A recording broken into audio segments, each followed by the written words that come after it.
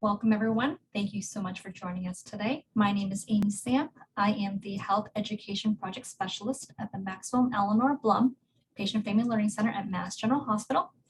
Today's program is part of our MGHfC Parenting Series, a special collaboration between the Blum Center and Mass General Hospital for Children. Before we get started, I just want to go over a few items with you all. Please note that today's session is being recorded for educational purposes. If you would like to review the recording, you may visit the Blum Center website at massgeneral.org/Blum-Center.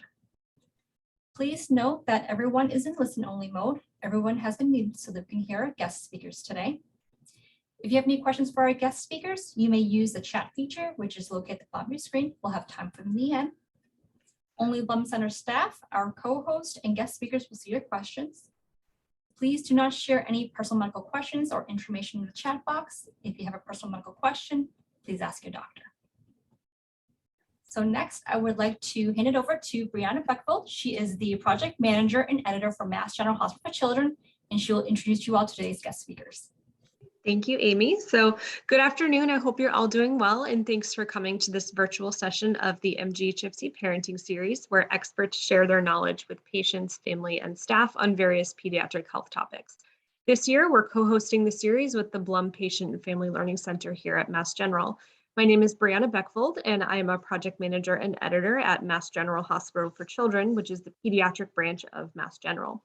And today we have Dr. Lorraine Schratz and registered dietitian Elizabeth Barth here to share their tips on how children and families can lead a more active lifestyle and improve their heart health.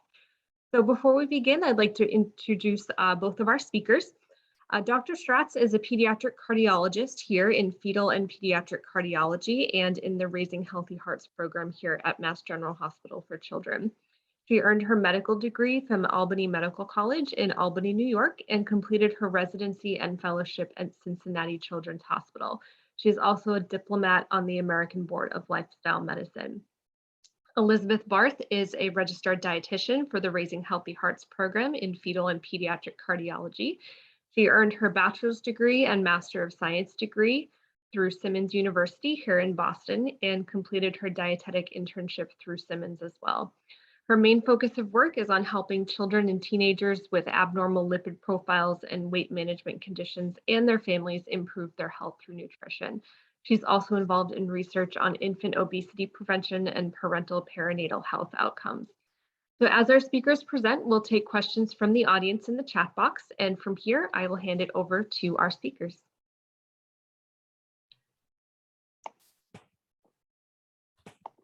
So hello and welcome. I'd like to thank the Blum Center for giving us this opportunity to present to you today. So as you heard, our topic for today is physical activity for families living from the heart. And my slide is not going forward. Okay, hold on. We'll do that again.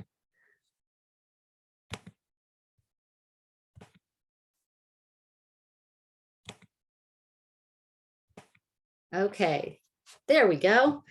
Always good to be ready to handle any Zoom issue. So I'd like to take you back, since I'm assuming most of our audience is actually in the adult years. I'd like you to just think back to when you didn't think about the word exercise, when exercise meant playing. So you may have played tag. Well, the interesting thing about when we were kids and we played, the things that we did actually incorporated all of the elements of exercise. So tag involved endurance training because you had to run away from the person who was trying to tag you. Perhaps you went on the monkey bars, and that's equivalent to strength training. Maybe you had to stop and tie your shoe, which gave you some flexibility.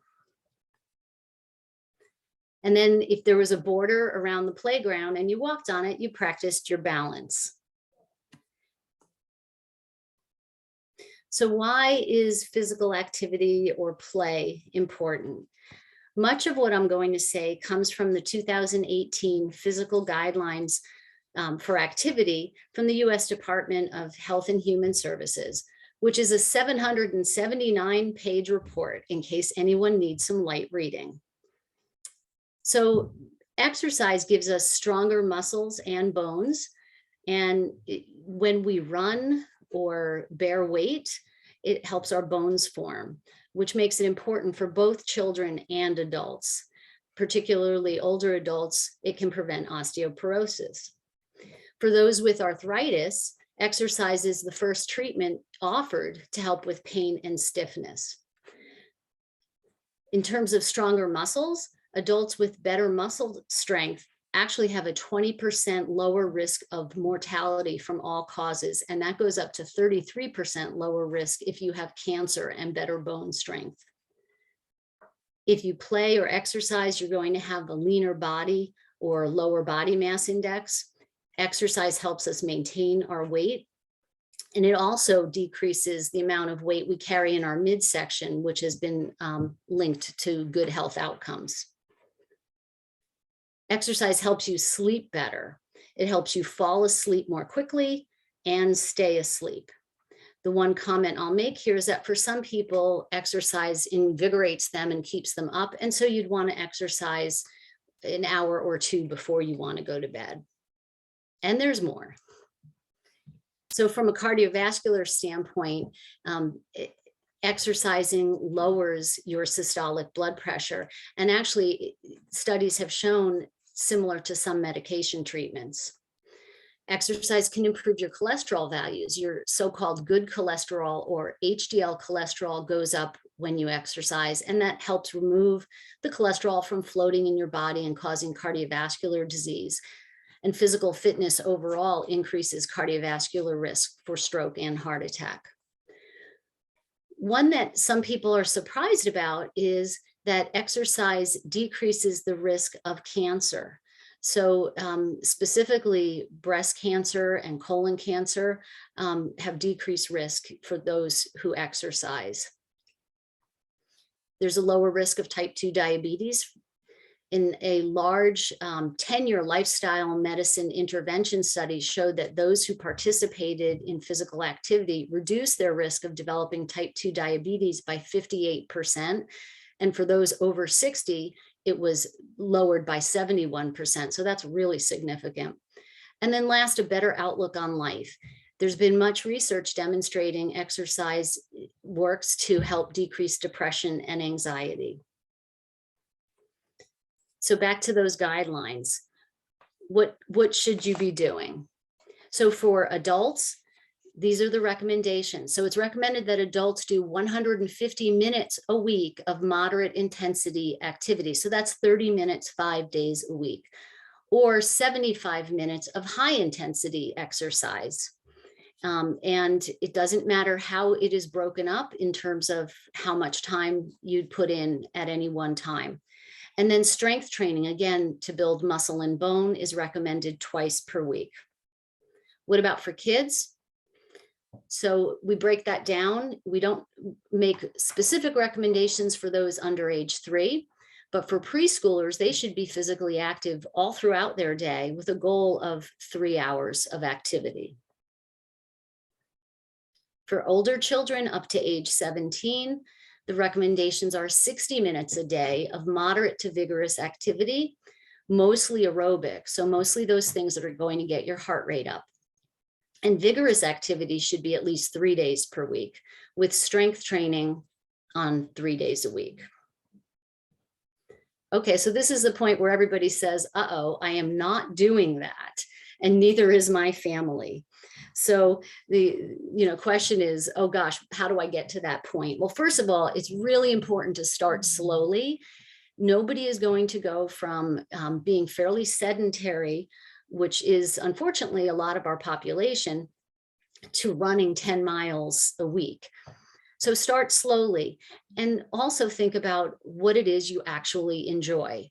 You do not need to go on a treadmill if you don't like it. You don't need to play soccer if you don't like it. The idea is to find something that's fun so that you'll actually enjoy doing it and want to do it. And for a great starting spot, walking is excellent. And overall, just sit less. So I say this as much to myself as to all of those in the audience. Lots of our jobs have us sitting, and we really should be getting up and moving around at least once an hour for 10 minutes if we can. More than that is even better. So what else helps? Minimize screen time, which is ironic because here I sit in front of a screen talking to you. So sometimes it's necessary, but for all of the voluntary, unnecessary screen time, if we can eliminate that, we'll have more time to move. And last, there are plenty of apps and devices that can be useful to track your exercise. You don't need them, but sometimes they're fun and they can serve as a motivator. I'm a new owner of a Fitbit, and it does make me take my steps. So I also thought it was really important to mention some unique circumstances. So if you have a chronic health condition or someone in your family does, please talk to your physician about what is right for you. Where should you start? Are there any special considerations that need to be considered? Also, there are plenty of people with different abilities, whether that's limited mobility or sensory issues. And there are lots of forms of adaptive exercise. For those, for example, on the autistic spectrum, martial arts and horseback riding have been shown to have some specific benefits. There are adaptive swim lessons and classes that are actually geared toward those who have limited mobility. And last, as a comment, physical therapy is very useful. Whether you already are seeing one or your child is already seeing a physical therapist or not, they can be useful to help guide you to what would make sense for physical activity for you and your child. So this is a big one. We get this kind of answer from our patients fairly frequently, or our patients' families. What to do if the child refuses? So first, again, and most important, is what you're asking them to do fun. Do they have fun when they move about and do the activity? If it's not fun, it's not typically very motivating to actually participate in that activity. Next, is a physical activity too difficult for the child? And this can be related to several different factors. It can be related to low muscle tone, which your pediatrician or family physician can assess and perhaps recommend physical therapy. Maybe there are vision challenges. And those with executive function difficulties sometimes have a hard time playing team sports that require keeping track of a lot of moving parts at one time. So maybe the activity you're thinking of is too difficult and there would be one that's better suited to the child. This third one is really important. Unfortunately, children get bullied, and in sports and physical exercise and gym class is a common time that kids get bullied, and they don't often talk about it. So somebody who's being picked on when they are playing a sport isn't likely to want to do it. And so it's really important not to overlook that and seek help. Are they too involved with video games? Well, everybody knows how much our young people love their screens, and they can be all encompassing. And so we really recommend setting limits on screen use so that other activities can be done. And then last, don't tell them they're going to exercise. Instead, if you are going on a family walk in a park for the weekend, just tell them you have a fun event planned and you're all going to go out and have fun and see this new place. Oftentimes just the word exercise is a turnoff for kids, much as it is for adults. So I put, as I tip off to Elizabeth for her part, I put together 2 word bubbles by asking patients and their parents and some of my family and friends to tell me what activities they like to do. This is the word bubble, so to speak, for adults. And you'll see a pretty strong emphasis on hiking and walking and some biking and running. And then this was the one for children. So we're still biking a lot, but there's much more emphasis on sports for our young people. And the word play comes up a lot, which I love. Some of the words are things you can't necessarily see. I think jump rope sticks out, but there are all kinds of playground games and hide and seek and things like that. And so I will now tip off to Elizabeth, who will talk more about certain activities for age group. Well, thank you so much for that, all that information. And just like Dr. Schratz said, we will be going over what can you do in all the stages of your children's lives. So like Dr. Schratz mentioned earlier, there really aren't set recommendations for children under 3, but it's still an amazing opportunity that you can take to introduce your children to movement, to play. So being physically active, getting that exercise is just a part of their lives. So between 0 and 1, when they are an infant, the biggest one you'll probably hear about is something called tummy time. So that's my second bullet point there. So it's just an activity you do with infants where they go right on their belly when you're watching them and you are supervising them and they're awake. And it's just meant to strengthen their back and neck muscles. Usually not every baby likes it, but it's something you can just do very quickly. And, another bullet point here is having your infant try to practice grabbing objects, holding objects. That's something you can also incorporate in tummy time. Another thing that babies tend to love is like clapping their hands when their baby's on their back, bicycling their legs.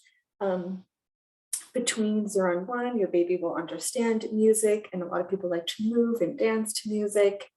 You can go on walks with your baby. So of course your baby's not going to be going on walks, but again, just normalizing that it is a great thing to be active, go outside, and something for you and your baby can enjoy together.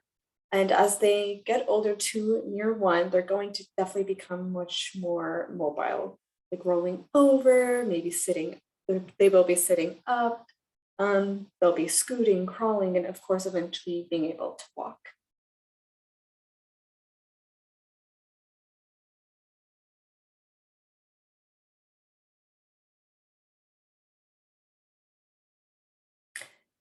And then between 2 and 4, so again, like we said, there's going to be that theme that your baby is going to be much more, your child now will be, and turning into a toddler will be much more advanced and mobile.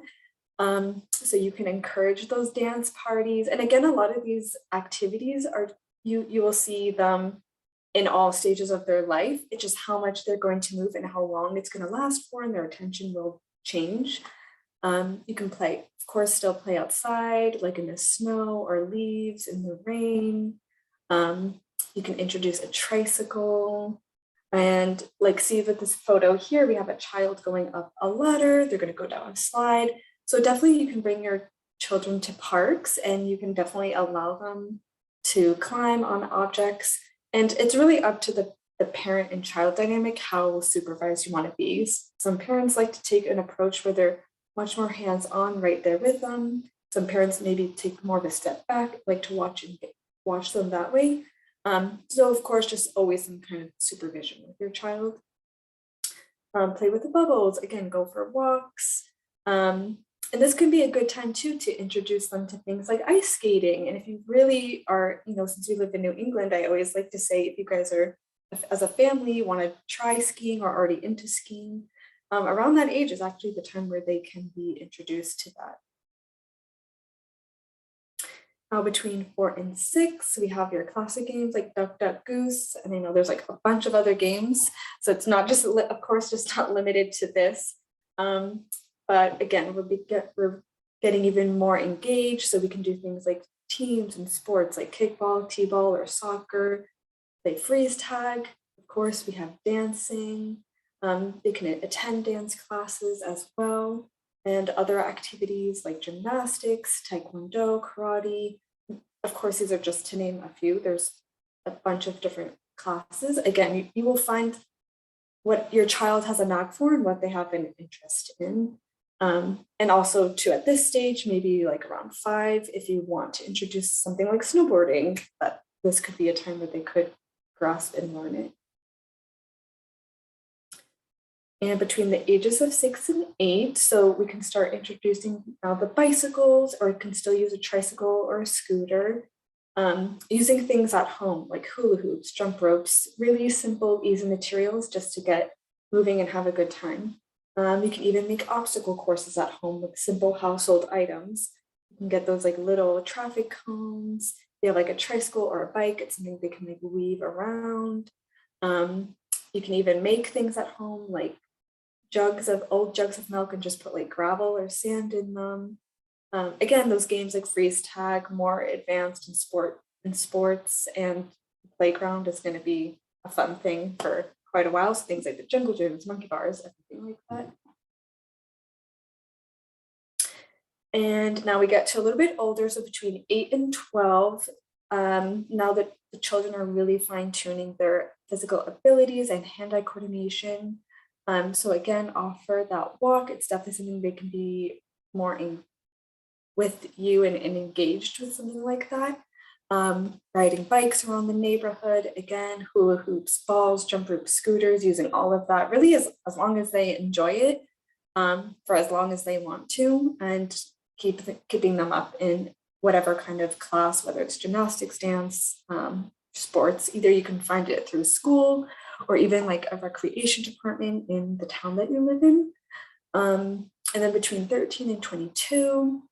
So if your child really is expressing an interest in like exercise and fitness, you can certainly bring them to a gym with some adult supervision. And it just depends on the gym when they can be alone. It's usually maybe like 16 years old, they can be without an adult. If they are into some kind of sport or activity, they can keep advancing in this. Still walk will be something throughout life, right? We can all do it. It's very, very good for heart health and a bunch of other things. Biking with friends. And again, like I said, looking into your town's recreational activities, all the sports, that you can find resources in the town that you live in. And this is something that I like to give out to my patients, and it's not something I can click on right now, but if you are just like looking for things to do and you don't know even where to begin, we have a site for like where to go for hikes in your area, how to find like really affordable gyms if your child's a little bit older, going to like a Planet Fitness, or there's a bunch of other gyms as well. Looking up at your town's local parks and recreation centers, looking into a YMCA. Those are really, really, really excellent for getting families together and being active. They have like gyms, pools, also sports leagues for all different ages. There's something called Girls on the Run. So that's like, I believe, like a race training activity. Summer school year kind of programs, again, different leagues. You can even try bowling. Maybe for your child that's maybe more into like the arts, you do something like performing arts or dance.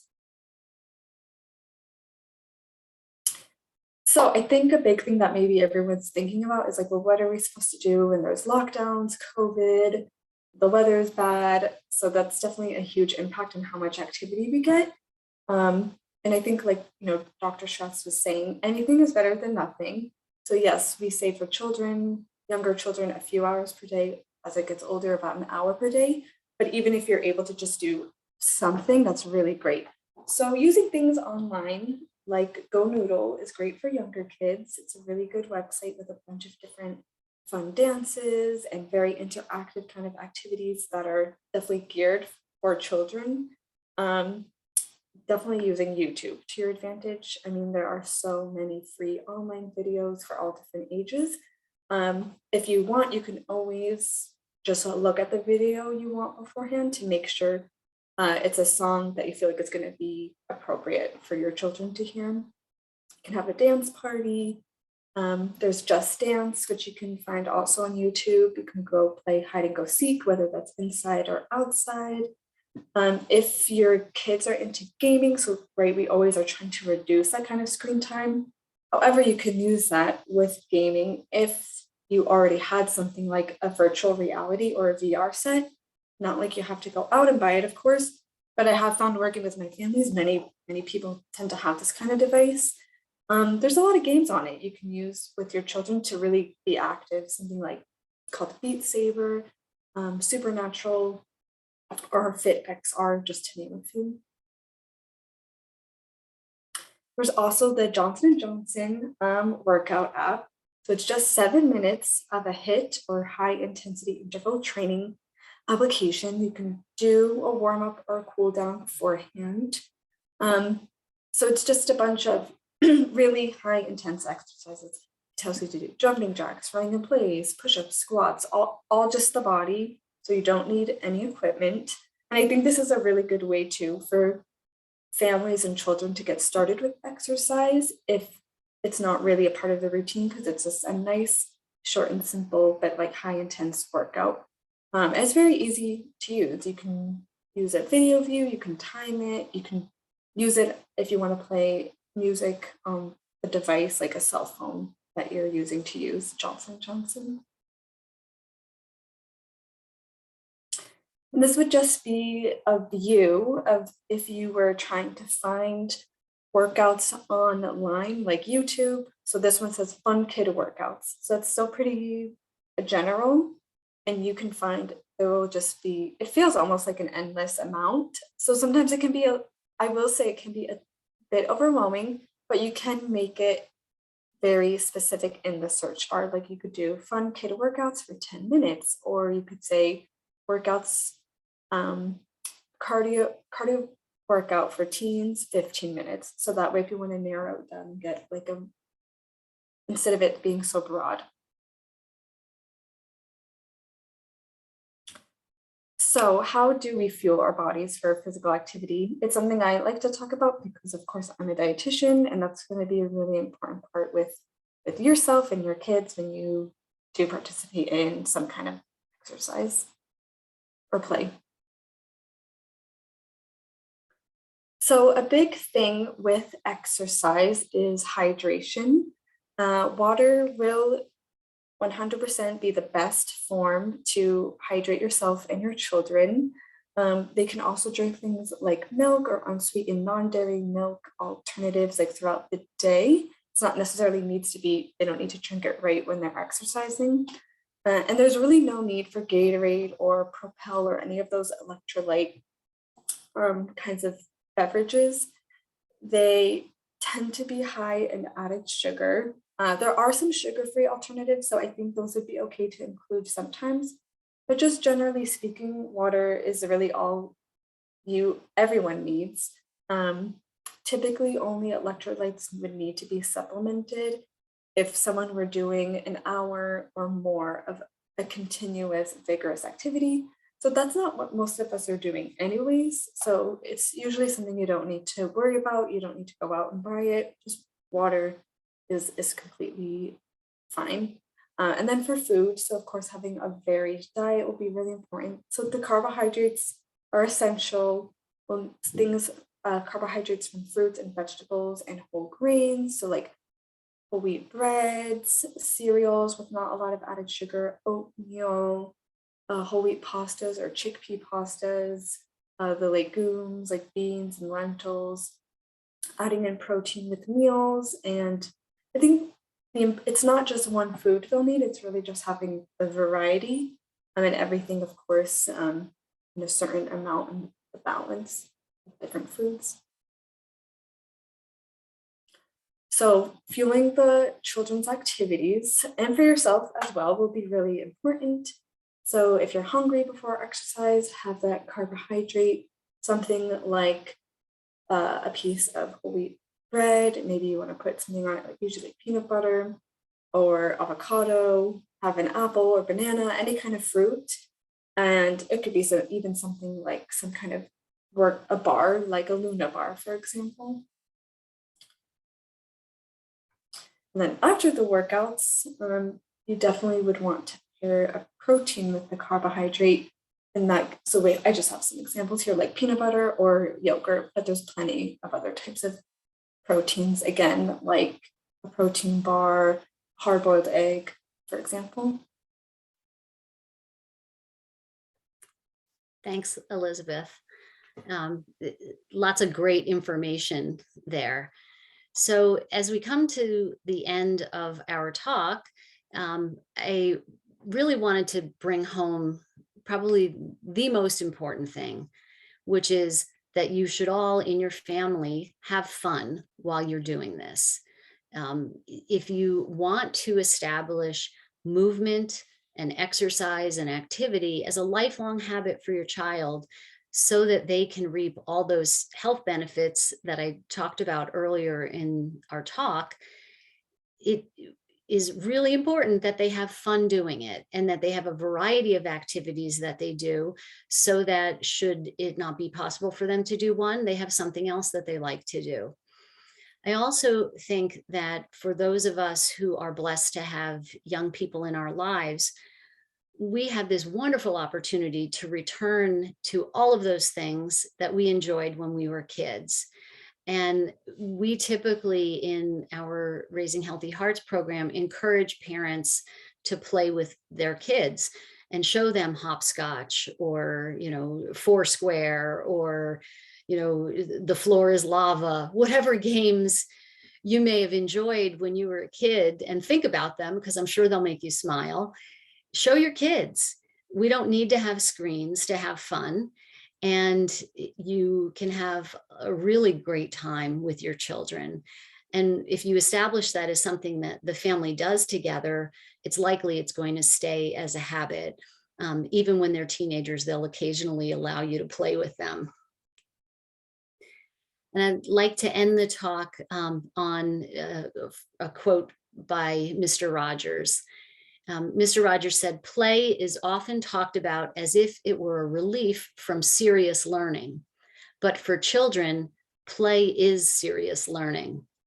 Play is really the work of childhood." And I would just add in summary that for those of us who are no longer children, play is something we need as well. And if we don't get it in our work, we need to make sure that we find time for it after work. So thank you all for your attention, and we'd be happy to answer any questions. Great. Thank you both so much. Mr. Rogers is one of my favorite people, so I'm glad you could include him at the end.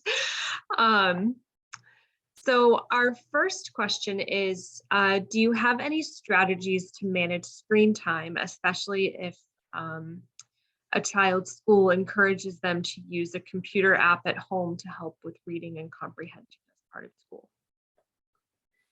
So I'll answer it and then Elizabeth can add if she wishes to. I think having a set schedule, particularly for younger children, and by that I would say 12 and younger. Once they get to teenagers, it gets a little more challenging, but having a set schedule of when you do things, and that's when the device comes out and you use it and then you put it back away, is really helpful. And kids thrive on schedules. So as do we actually as adults. So that would be my one tip. And then the other reality is the world has changed. I mean, it sure changed on a dime 2 years ago with all the online learning. And so when we make recommendations for limiting screen time, we have to acknowledge and not count homework time. The challenge is for the older kids, if they're on homework and then they bounce to YouTube or they go to another, social media site. So that becomes more challenging with the older kids that you're not going to sit next to. But for the younger kids, a schedule is really important. I don't know if Elizabeth wants to add anything. I think you're muted, Elizabeth, if you wanted to answer. No, that's summarized. Okay. Okay. Our next question. I think you both did a really great job of breaking down various activities for different age groups, depending on the child's age. What are some activity suggestions that families can do if they have children in various age groups, such as, let's say, a 1-year-old versus a 5 or 6-year-old? What are some things they can do together?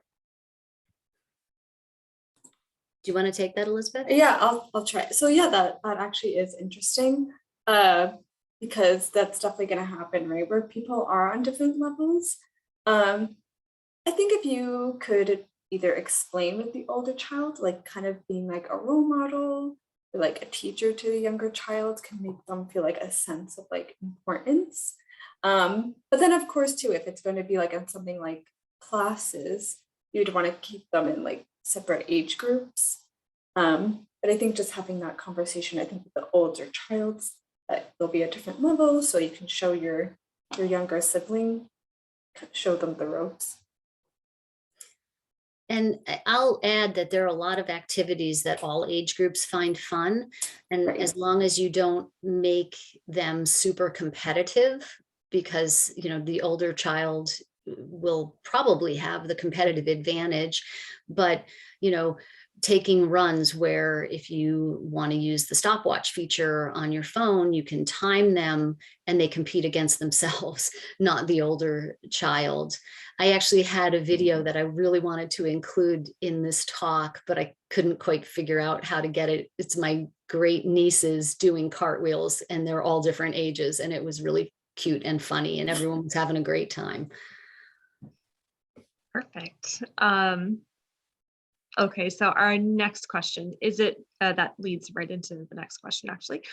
Is it better socially and cognitively for children to exercise in groups?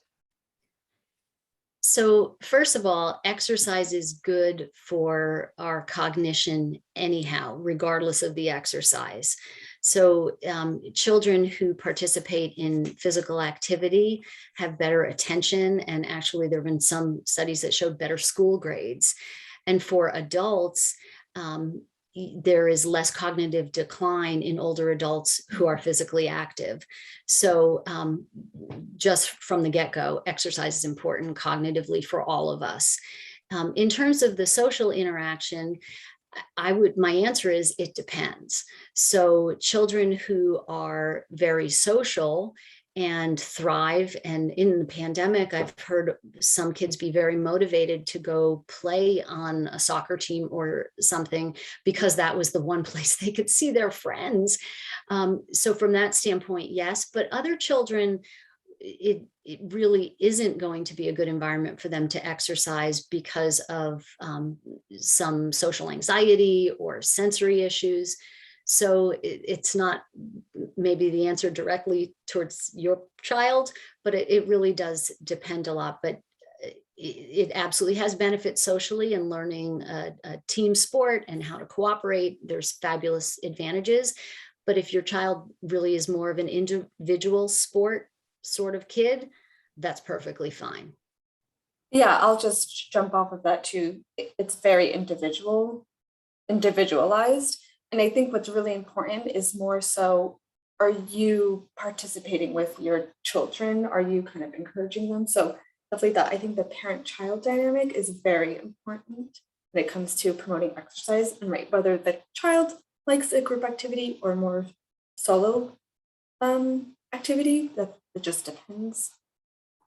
Yeah, definitely. Personalize it to each person. Okay, so our next question, for families who may live in an area that has limited options for getting outside, or maybe they feel unsafe in their neighborhood, or maybe there's a physical limitation, what are some ways that those families can add more physical activity into their lives? So some of that depends on what their living situation is. There are lots of things, as Elizabeth was showing us, for kind of when the weather's bad or if we're in a global pandemic, things that you can do at home. We find from our patients, one of the most popular are dance parties. Of course, if you live in an apartment and you have people who live below you, you're going to need to pay attention to when you have your dance parties, or they may not be happy with you. The other things like Go Noodle or YouTube videos are also helpful in that they don't really require necessarily a lot of space or equipment. And then the other thing, since school is back, thankfully, with our students in in-person learning, I would ask your school for what resources they may have. And if they don't offer a before school or after school program, see if you can advocate for that.